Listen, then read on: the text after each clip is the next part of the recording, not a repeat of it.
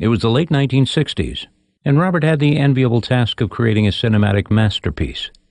Well, the cast was exceptional. The subject matter was known to most of America, but there was one scene that Robert struggled with.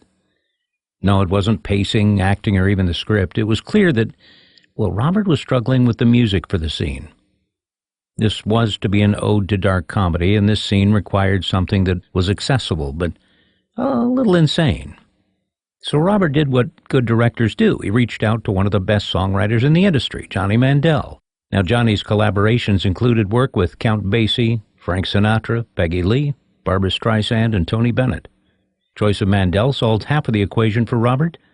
The music was spot on, but Johnny found himself incapable of creating the lyrics.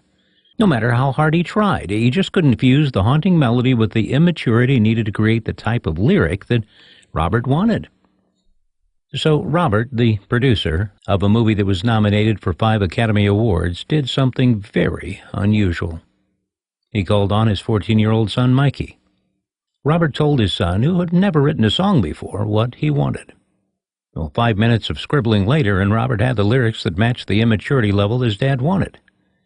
The song would be recorded and used in the movie.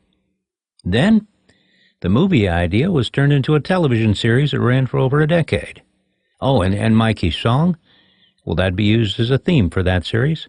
Now, there's a reason that this was a remarkable turn. Every time a television episode ran for the first time or as a rerun, Mikey would earn a royalty for his 5 minutes of work. Some of the lyrics that stumbled from 14-year-old Mikey included, "A brave man once requested me to answer questions that are key. Is it to be or not to be? And I replied, oh, why ask me?" The young man had a skill of a 14-year-old. He was doing his best to be sophisticated, but failed the life experience to be convincing. And this was the place his dad needed the song to find its voice. Mikey initially received low-wage pay for his work on the movie. Robert, Mikey's dad, made the equivalent of $200,000 for directing the film. But Mikey? His 5 minutes writing about something he knew nothing about did something miraculous for his future.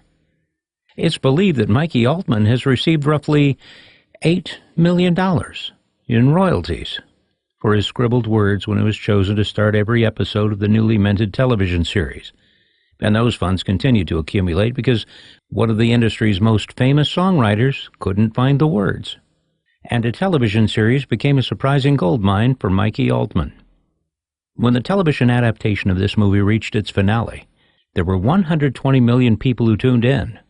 No series or sports event has ever reached that many people at one time.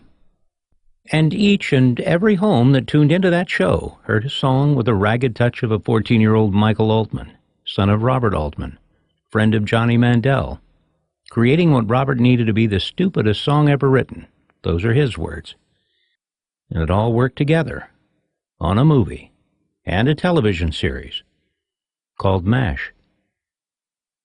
The unusual is often discovered when you remember that history always has a backstory.